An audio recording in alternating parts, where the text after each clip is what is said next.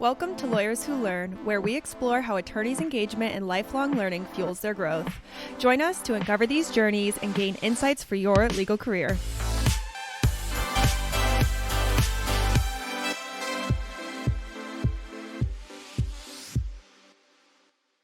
Marissa, welcome to Lawyers Who Learn. We're really excited to dive deep into your background and get to know all the amazing projects that you're working on right now. Well, it's my pleasure, David, and I hope that by the end of today's conversation, I learn as much about you as you learned about me. You're allowed. I like that. Ask any question. Anytime I put you on the hot seat, feel free to throw it right back at me. Right before we started recording, I was saying to you what my goal of this is to really learn who you are and your growth journey. And Yes. you actually said something really interesting and that I think other people will relate to. What would be your dream of how this podcast interview would go? I would love that this would be the beyond commercial pitch or career pitch, or for the people that hear podcasts. And I'm a higher consumer of content in general, but I prefer visual and hearing. I love having all the senses involved as much as possible. I really, as a consumer, I want to understand the human perspective always. Like the Nobel of physics, I don't want him to explain me his thesis or even his awards. I want to understand what the human dimension of that professional. And that's, of course, it's a cliche, but it's really storytelling. And isn't it how we learn as humans? By having these conversations, in a sense, telling Yeah. stories. So Love it. Everything you said, beyond the pitch, human perspective, storytelling, all the right things that I strive for in every podcast as much as possible.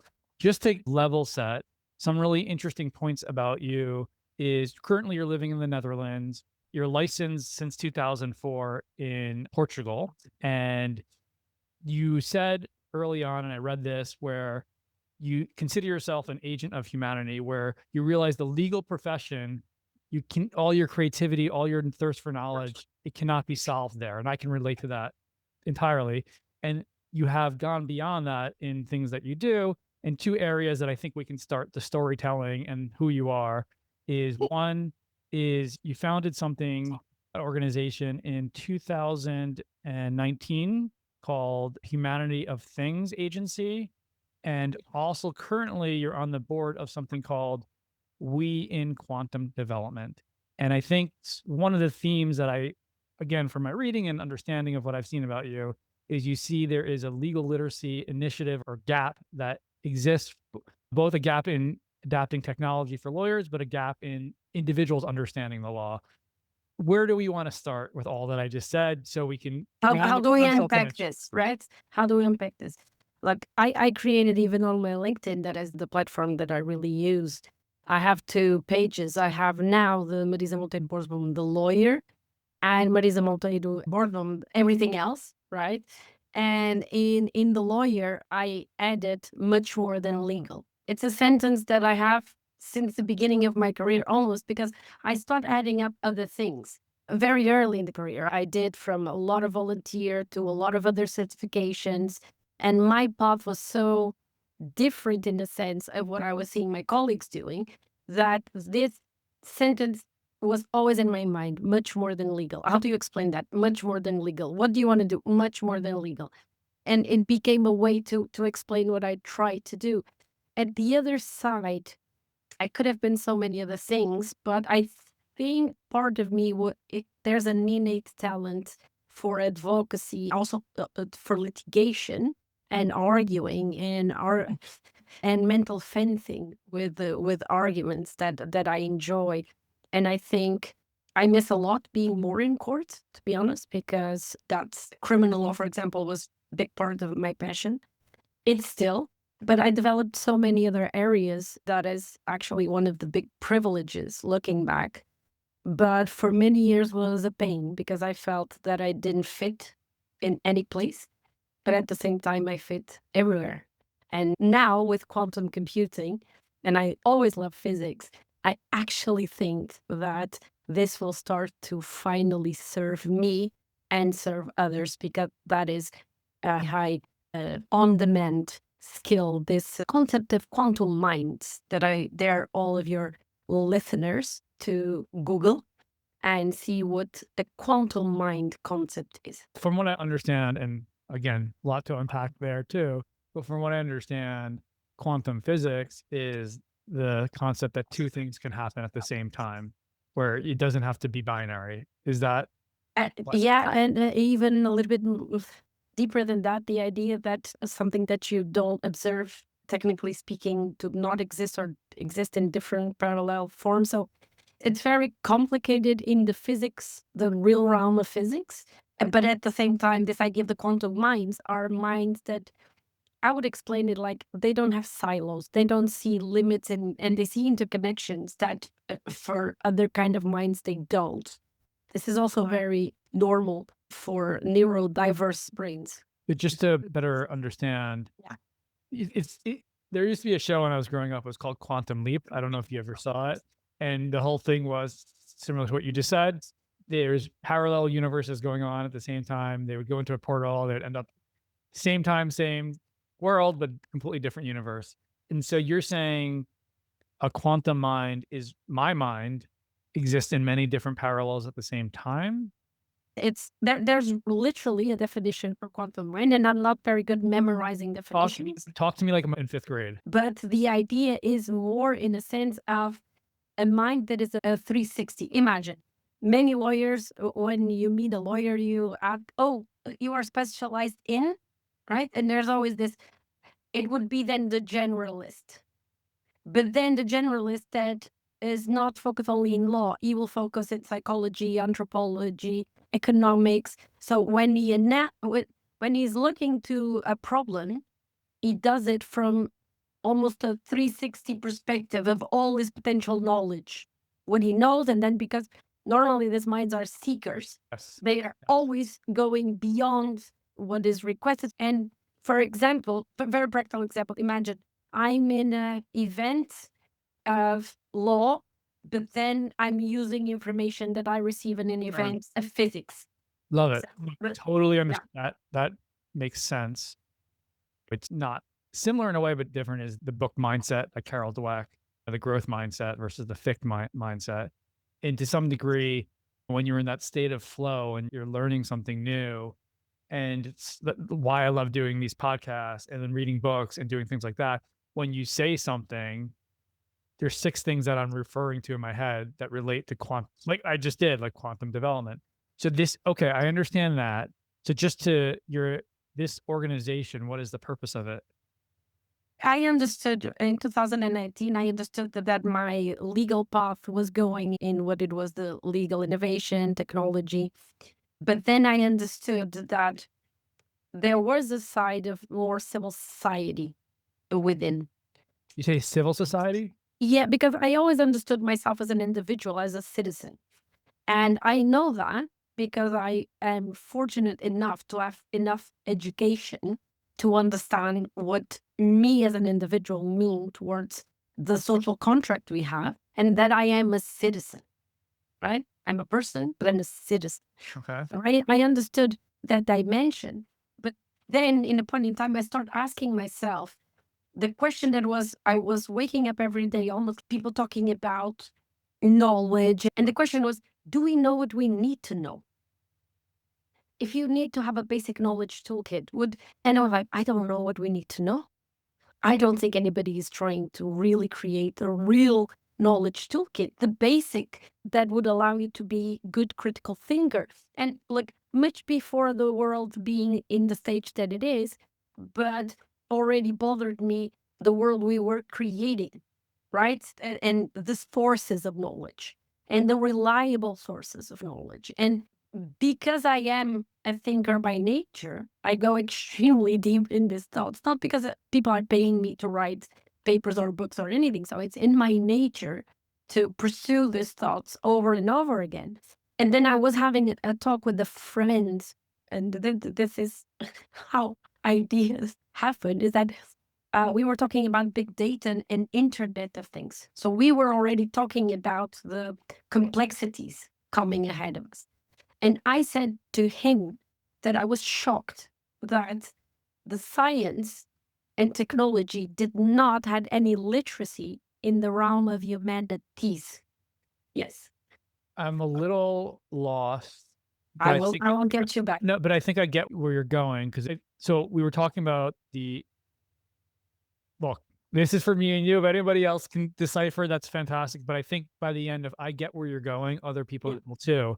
And so we were talking about humanity of things came along. But I was asking about in 2025, you're on the board of We in Quantum Development. Yeah. Which is separate from the humanity of things, correct? Yeah. But quantum development gets this idea. It came from that because from that journey of humanity of things, I start being able to represent civil society in a few task forces for the Center of European Policy Studies in Brussels. And in parallel, I was very active in the ecosystem of quantum in the Netherlands. Got it. And therefore, long story short, when We in Quantum Development invited me to be an executive board member, I said yes, because it made complete sense for me at that point. What is a simple, so we can go to just to close the loop on this, what is the goal of this We in Quantum Development organization? Initially, it was Women in Quantum Development. Now is more inclusive. So it is really also to make a big effort to bring more people to the realms of quantum that is not so technological as well, but then we bring proper capacity for a diversity and inclusion. Just with your mind or quantum development as a whole? Quantum development as a whole. Because one of the things technical to policy. To policy regulation. So yes, it's quite an interesting organization that, of course, as quantum, still in the embryo stage. And maybe it's too deep for a 45-minute podcast, but I do remember reading that there are quantum computers that they're saying exist or may not exist that can do things exponentially faster than a normal computer. I don't know if it's theoretical or real or somewhere in between. The progress, it used to be very, they say in 20 years time. So we saw a progress leap that people were not expecting in the real development of these computers. IBM is one of the companies that is really leading as well. And at the same time, it's still not stable, but the hardware is already there. Okay. And it will transform. If we think artificial intelligence is going to transform, the real transformation starts when quantum computation is a reality. Got it. If you want to dive more into quantum understanding and you're watching it's about you. It's about you, David. It's about you. Go on Claude, go on ChatGPT, go on Google, do some more research. You've piqued my interest some more, the fact that you're doing this. And it's interesting because just to relate it to other attorneys right now, and even myself, we all we have a profession, we love it for what it is, but it's boxed to some degree. And some attorneys might be thinking about whether they should leave the profession so they can pursue their other interests like you're doing, because there's not enough time in the day to do it all. And I'm curious, and before we get into the Human Things Agency, where does your growth and mindset journey go when you could probably fill your time if you took out the legal side, you could triple down on some of these things. Have you ever thought about leaving the profession so you can do this more? Or what was your growth journey when you realized that wasn't the right fit? I think I will die lawyer, if not in spirit. But of course I understand why a lot of people leave the profession. And even nothing to do related with the technology. There's so many reasons to not pursue this profession that I even joke saying, what are the real reasons to pursue it? It's a hard thing to do. And at the same time, I think I would put it more pragmatic than this. People that at this moment are thinking, do I leave or not? It means that they don't like it enough to double down. So they should. Now they should. Is the right time to reskill? Is the right time to have some kind of upskill? And maybe it's also the perfect time to understand that many people that chose law chose by accident. It's so common to hear people say, oh, I had a law degree, but I never want to become a lawyer. It's one of the degrees and it's one of the professions that I think we can honestly say that there's thousands of people that are in that profession not having neither talent, neither real passion for it. So those should leave and should leave now. Now is the right time. You're saying if you don't want to do it, if you don't want to grow and you want to learn how AI is going to transform and you're not ready to dig deep, you should leave. Here's the problem with that. Yeah. That goes for every single job right now. Yeah. Exists. And I actually have a post today on LinkedIn that I put. It's actually surprising in the research is showing, and even in my experience, even the youngest people at a company who are usually the most adaptable are resistant to change when it comes to AI in their role. I don't know if it's fear of it replacing. I'm sure that's what you hear, right? Or something that is taking you a long time to do. Oh my God, this is just doing what takes me 5 hours to do, and it does it in 5 minutes. And I think there's that fear of what that means. And how do you think that, because one of the things they're working on right now is the legal literacy initiative, which, if I understand correctly, is about understanding the gap that is happening in adapting technology in the law. Actually has a two-way street because it's to educate people on legal in general, but it's also to try to bring an effort of bringing legal literacy towards the people that develop legal technology. There's a very interesting movie, and I love movies and I love to give examples of movies, that is a junior that is, the role is about firing people. And she is trying to show the guy that is the real good guy that she can do it as good as him. She just arrived. And he doesn't try to diminish at all what she's doing. He shows precisely why he's good in what he does. And he ends by saying, before you try to come and revolutionize my business, try to understand it. And I do think that many of the technologies there are being developed not by people that understand remotely with what the métier, the work entails. So it's very nice to have engineers doing what they think lawyers need. Then the reality is a total different thing. Is this initiative separate and apart from the Human of Things Agency? Is that another? It's supported by Humanity of Things Agency, but it's a combination. It's a consortium of organizations, and also has at its core the Institute for Legal Innovation and Technology, Nova Legal, in Portugal. And one of the I would say a godmother of this program was a prior Secretary of State of the Ministry of Justice in Portugal, in the meantime retired, that shares the same passion for literacy in general and knowledge, but also this understanding that people also do not understand legal. You, as a human, you are not taught what your legal perspective in the world, dimension, I would say not perspective, dimension means.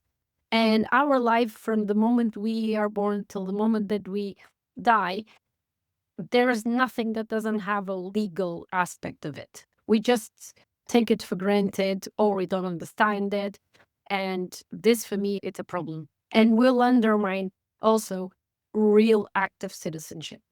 Not to go in this direction, but the other area that I also think that nobody is literate on is financial literacy, which also is in the day-to-day of surviving and thriving in this world. But we'll save that for another day. But going back to legal literacy, so what is the solution that you are trying to provide in your agency? Or what are some of the things that you've done that will be interesting and engaging for others to be like, oh, that I can learn from that? We've been trying to work already with law students and with some universities. And the issue, David, is these things are so big that you need to go with pilot-based mentality and very step by step, or else you get so overwhelmed of the task that or you don't do it or you quit. What are you trying to do with law students? Showing even to them that they don't have the proper legal literacy of a citizenship, in a sense, that they think about law as a profession. So they don't, if you ask a law student to break it down to create the basic knowledge toolkit that a citizen would have, the law degree didn't let them to become so practical, neither so simple. Actually, the law degree made them have much more complexity in the way they understand the law. And understand the law from the different perspectives as a citizen or as a lawyer is completely different. So showing this to them, and when they see by hearing, by understanding, it's amazing to see the reactions. They're like, wow, I never thought about that. Now, are you talking about universal principles that are not really country-specific laws? Are you like No, the basic, like, for example, in this case, the pilots were all till now in Portugal, right? So say again? It's only in Portugal. Yeah, all in Portugal. So the pilots, in the sense, need everything that you do needs to be, of course, cater for that place that you are. Yes, you can give the universal principles, but principles are not legal. I'm talking really about the legal part of your life. It means you will have what it means to have personality for law, a term that we have, right? What are your basic rights and obligations? What are the basic laws that you need to understand? And I give you a few, and I always give them examples. You're going to have some kind of labor law in your life, or you will have a corporate law because then you will become an entrepreneur, right? You will have some kind of legislation related to or a marriage or a partnership, a civil partnership. There's a few things in life that when you are born in a certain jurisdiction, as you say about the financial literacy, the basics of your life are more or less defined. Yeah. And that you should, when you get out of your basic education, you should have those tools already to understand how to navigate the world without needing to call the lawyer all the time. And when you call the lawyer, you are much more educated to interface with the lawyer, for example. So is your ultimate goal to get this integrated into K through 12 education in some that would be the dream? Yes. Yes. Do you get involved or familiar at all with the US legal system? We studied a civilistic jurisdiction, Roman Germanic family. Of course, we studied the Anglo-Saxonic family more than you guys studied us sometimes. But yes, I try to have glimpse of what it means to be born in your jurisdiction. And of course, there's a lot going on in the US in many different areas that's hard to keep up with. There's the Constitution, there's the federal regulation, federal, and then states. And then you have things where you think there's precedent and the Supreme Court overrules it, and you have different changes like that. It gets very complex. Then, but to your point, there are some basic things that if you're in New York, it's a different rule than if you're in Florida, but what are your rights as an individual citizen in New York? And how to interface, because it's very weird that we don't know where to go. When you are sick, you know that you really need to go to your doctor, right? But when you have legal problems, you really don't know, should I go to a lawyer? Is there any support, for example, for people who don't have money? Of course, for people who do, those questions are never very difficult, but we need to imagine all the levels. And also, for example, kids. If you are an adult, you have this thought of you can think and go yourself to a lawyer.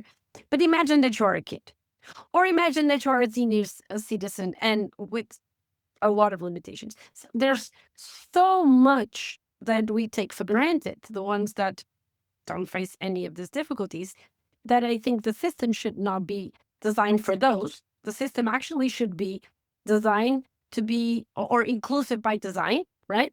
And we should think about, yes, the law, but also the ecosystem of the institutions around it. And simple education for conflict, for example. Did you ever thought that we're not educated to understand what a conflict is, how to mitigate, manage, basic concept of mediation, arbitration? Nothing. It's like we go to the world with the skills, for example, in that realm that our parents give us, and most of the time they also. You're not going to hear an argument from me that reform in the education system and higher education systems is needed, and all over the board. As an example, like when you go to college in the US, I'd say most schools have a requirement of these certain basic classes that you need to take. Even though you've taken them in high school, you need to retake them. And to your point, I don't know. It's just in this today's day and age with AI changing so rapidly, with information and knowledge so much more out there, it just feels so 19th century to be sitting in a class for 16 years of your life being talked to from a lecturer who is probably not setting you up for the right things. And so this is a big thing in my mind is, can this even be solved by the modern education system in the current structure? I, knowing that we're being trying to change, I was part of a book, the third edition of Learning Rebellion. Love We've it. been trying to tackle how we also understand this learning, this education system.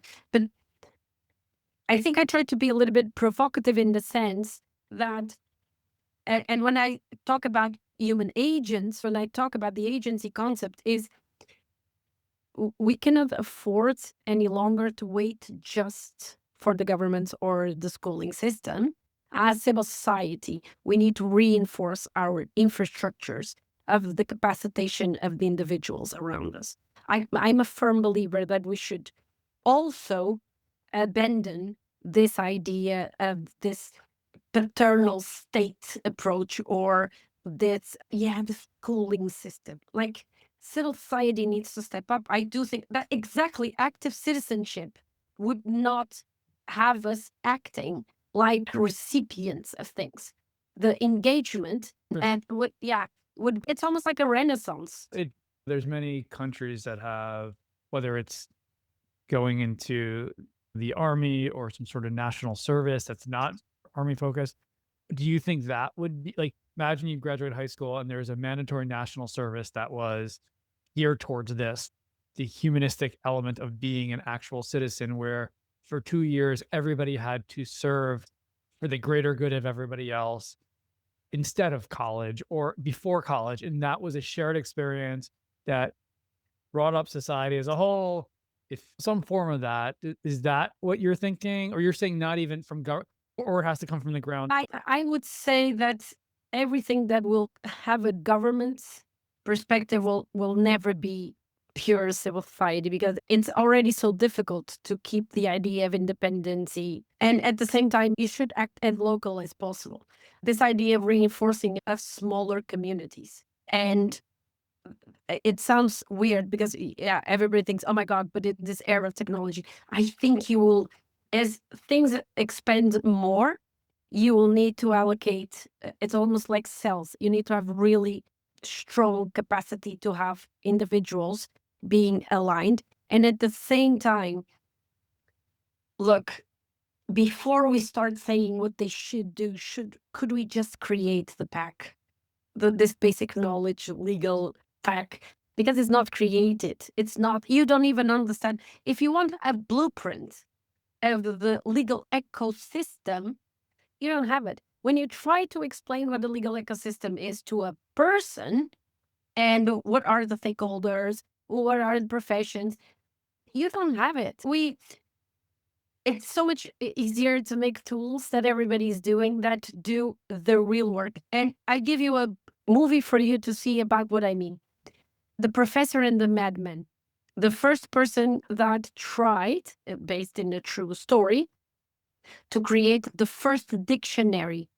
It's with Sean Penn, and I don't remember the name of the other actor, but please do see it. And if it will be a treat for your mind, for any mind that likes to think.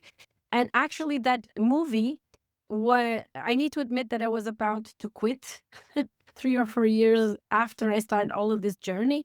I was way too disillusioned and tired and sad.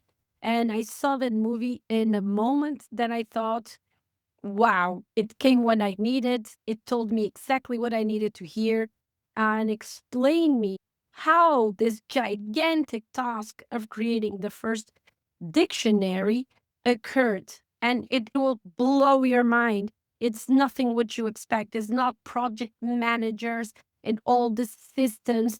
It's the relentless devotion of one man and the mad genius and total, he gave his life to it. It's not a profession. It's not a pay thing. It's beyond anything I can explain you in words. So please do see it, The Professor and the Madman. And you give me chills just hearing that. Like, there's so many times you learn where you think there's more systems and processes in place, but really it's like you said, it's actual work, persistence, and drive, and sometimes giving up everything else in your life until sometimes that's giving done. your life. Sometimes Yeah. giving your life. We keep talking about all these professions like they are your personal life versus your professional life. That is one of the biggest oaks of all time, in a sense of, no, it's still you in all the dimensions. Yeah. And everything you do in one side of your life, it has impact in the other, vice versa as well. And what drives you in the end of the day, what drives you to do this podcast?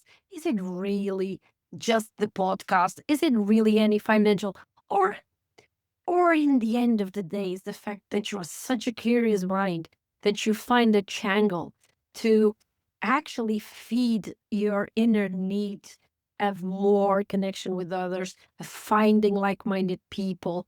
And in the end of the day, when things go really well in this podcast, you feel like, oh my God, I get out of here with so much energy, and you feel like this is the real drive. So isn't it in the end what the real utopia here is, what gives you this, what makes you feel alive in the end? You described me to the T and why I do this and what I'm doing. And then I just realized as you were saying that, you don't know anything about me, and I don't know if you need to, but is there anything I want to, but let's go there for a minute or two. I would love Not that I have as interesting a life as you, but what can I share with you based on this topic of this theme of going beyond your day to be an agent of humanity in some form? Can I share? I think in a sense, every time I know a person, more than understanding what they do, is would it still make you waking up in the morning? Would it still this kind of things that make you feel alive? And actually in the profession itself, where did you find the greatest part of you, or the most limitation part of your being? So actually what you do teaches you every day about yourself, Yeah. because by doing, it's almost like a mirror. So what is this mirror telling you? And what did you learn in this?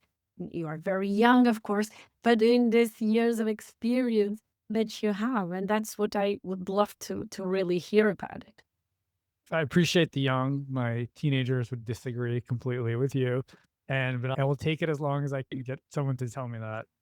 I've realized over the years what gives me energy and where I want to spend all my time. And what actually, I'll say it this way, I can't help myself like from doing what I'm about to tell you that I do. I can't stop doing it if I wanted to. Something's pushing me. And it's when I learn something that is impactful in me and I think is interesting and powerful, inspiring and empowering, I need to be able to figure out how to distill that, communicate that, and share it with others in a way that will inspire and empower them in their life. And I've written one book called The Fast Forward Mindset in 2019. I have my second book coming out in January, which is called The Year We Said Yes. And it's about our journey moving to Barcelona for 2 years and my family is going through that. I run an online education business for the past almost 20 years. We're the largest provider of online continuing legal education in the country. And if you were to ask me when I was a kid, would they say, would your dream be like doing continuing legal education? Of course not. No, that's not my dream. My dream, if somebody said, if your dream would it be involved in lifelong learning? I'd be, oh my God, yes, that's me. I knew that early on. And so that's why I pursued this podcast, because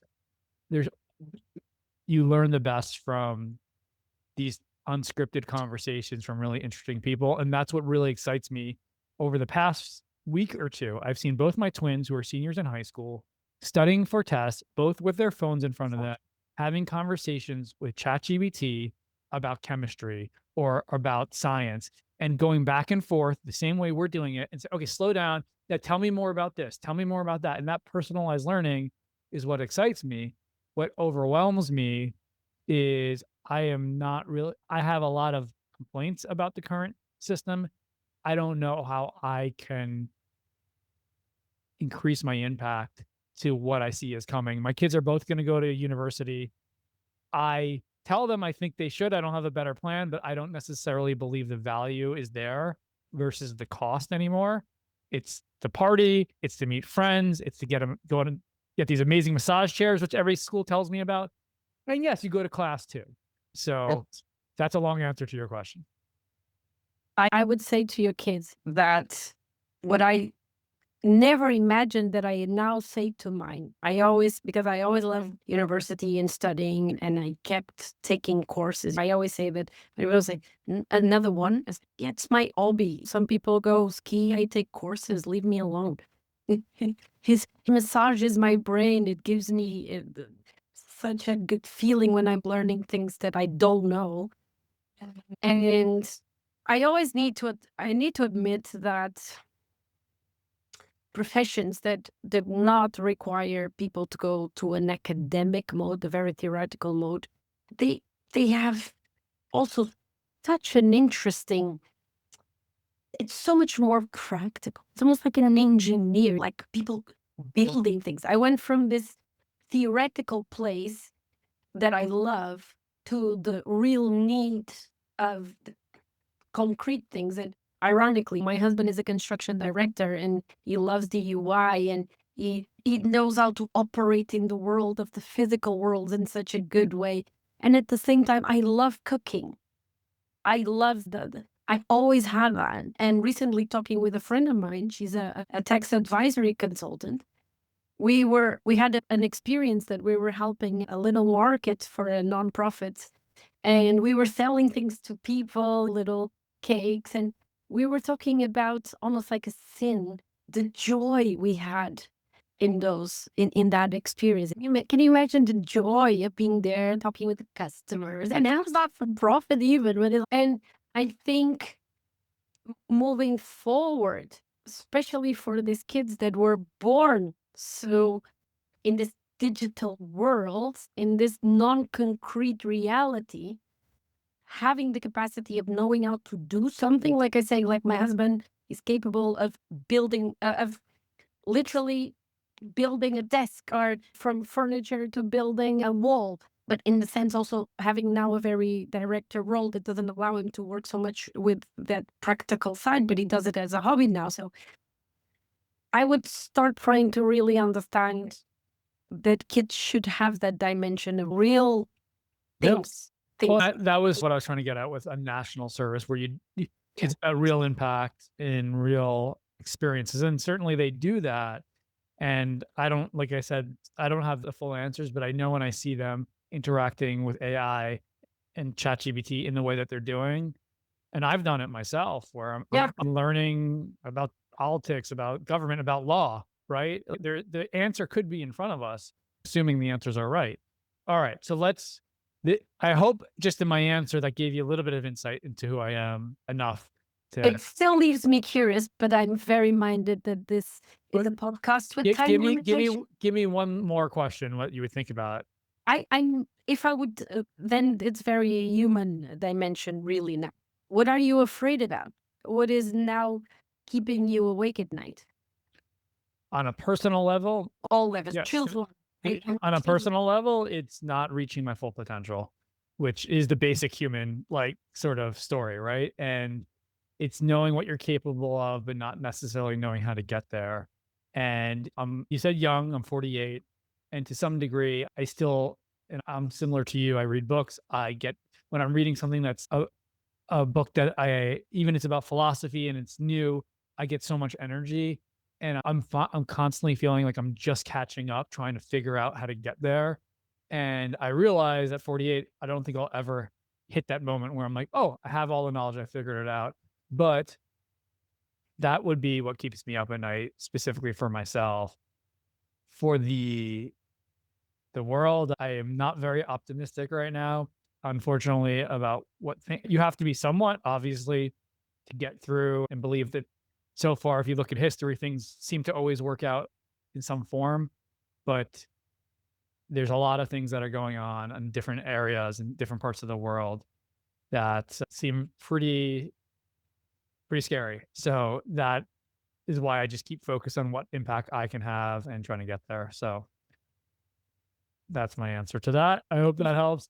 It was as general as that could be in a 1-minute answer. Of course. So what I like to end on is, because I'm compiling this in October, actually, so this will still make it. Is there any books that have been impactful for you that you wanted to share today? And sometimes people have to look at their Kindle or their Audible list or go to their bookshelf, but either something you've recently read or something that you've read throughout the course of your career, you're like, here's the top 3, the top 1 that I would love for other people to dive deeper into. I have so many, and I literally read so many, but I'm going to tell you what I wrote this morning. I start my day reading about his life. So biography, his work, and his teammates. And Can you spell that? Jean-Paul Sartre. So it Okay. was not, so I read a magazine. I bought a magazine on his life. Okay. So I start this morning with that.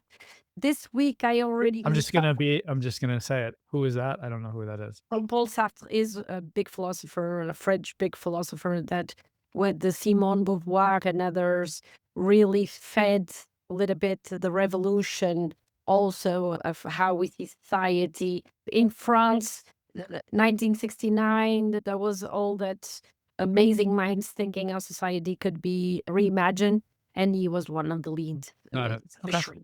So Jean-Paul Sartre and Simone de Beauvoir would be something that I would advise. But of course, if I go there, I need to talk about Carl Jung in the Red Book. It's my guilty pleasure. Carl Jung in the Red Book. The Red Book was published after his death because it goes very deep in things that he lived that could have potentially compromised his reputation. And it was actually a gift to myself. I have the hard copy and really like it.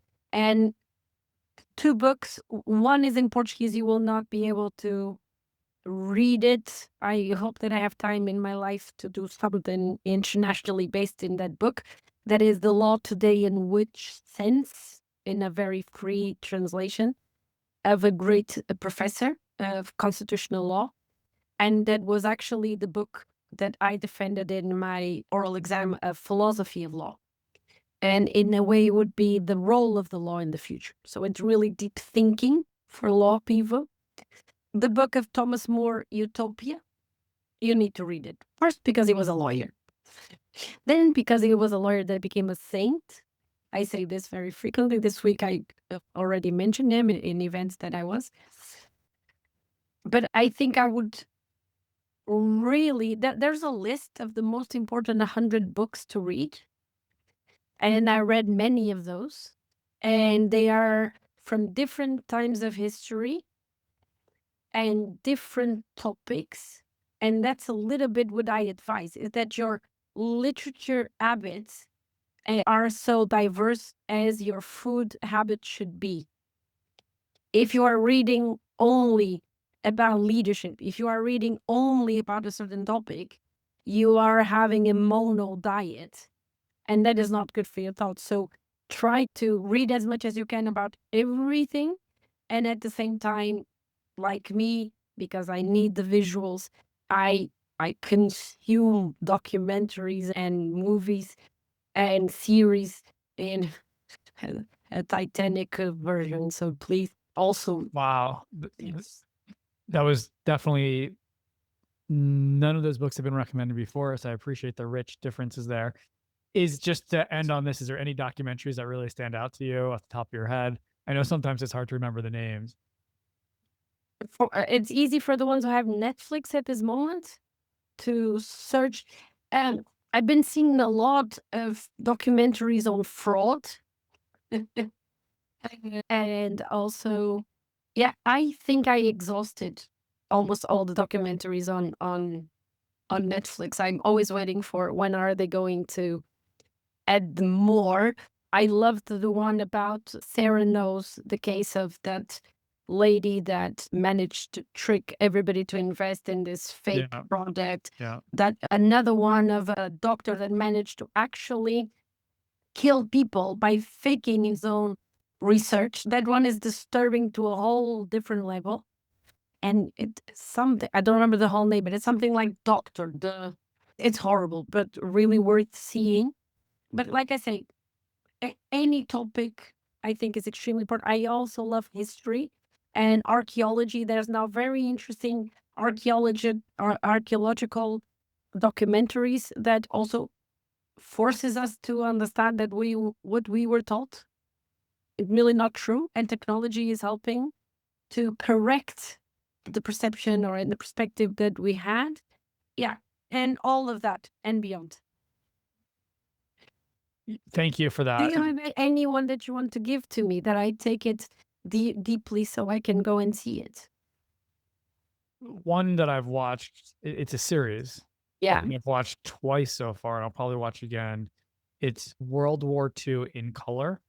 It's on. There's 2 different series actually on Netflix about that, and what makes it so good is it's all real footage that they colorize. Yeah. And then they go through all the different types of different battles that happen. And every time I watch it, I learn something new or different. And I think, what they say, those who don't know history are bound to repeat it. And I think even now you hear really terrible descriptions of World War II from some people in the US and other areas where it completely shift what happened there. And so that I love that because not only what they talk about, but when you watch somebody in black and white, it doesn't feel real. But when they put color to it, it could be today. And then you're like, oh my God, wow, that looks like my friend, somebody I know. And so that's what really stood out to me for that documentary series. The other one, let's see if I can think of, when you were saying that, there's another one that came to my head. This isn't a documentary, it's more like a recreation of events that happened, but it was with, what is it called? Codeine, I think, or the drug that, it's not codeine, it's the one drug in the US that everyone became addicted to, and so many people died. Yeah. It's a whole series about the doctor who came up with it and the company behind it, and how they ended up getting sued for it, but how they were able to convince doctors and actually like persuade doctors to prescribe it. To your point, where I think you mentioned before earlier in the article, you'd think when somebody's doing something or a doctor's giving you something, that's because that's what they believe is the best medical procedure, where actually no, like they were given to it, they were given many incentives to do that, and then the whole world got addicted to that. So that's 2 things I've watched recently. This is not a documentary, but a really cool look into history, The Gilded Age. Yeah. Have you seen that show? I did, because you have a documentary and you have a series, very funny actually, also about selling those drugs back then. They'd also made a movie about that. And I've been following again because I think it's so disturbing that you have this so much population suffering because they trust people that should not fail them. Yeah. And I think, I don't know if you like it. This is more about, let's check if this impacted you as much as did to me, because we have the same age. You are 1 year older, but okay. And for the new generations of lawyers that are coming, the movie Devil's Advocate, did it impacted you? Because to me, it did impacted a lot back then. It's definitely a great movie. I don't know if it impacted me, but I mean, this Al Pacino and Keanu Reeves and Charlize Theron were definitely very interesting characters in that movie. I always go and see, now the good part of internet is that you find, if I want to say Al Pacino speech, right? That he goes ranting on God, right? And the 21st century would be his. And it's, that dialogue in itself is a piece of art. So I really recommend for the ones that did not see it because they were too young. I can certainly tell we can go on for hours and challenge each other and have good conversations. And I hope we do continue this. And that's the point of this. I will for sure find an excuse to have you in the other side of the aisle, meaning that I will have a guilty pleasure of also be able to know much more about you just because I can.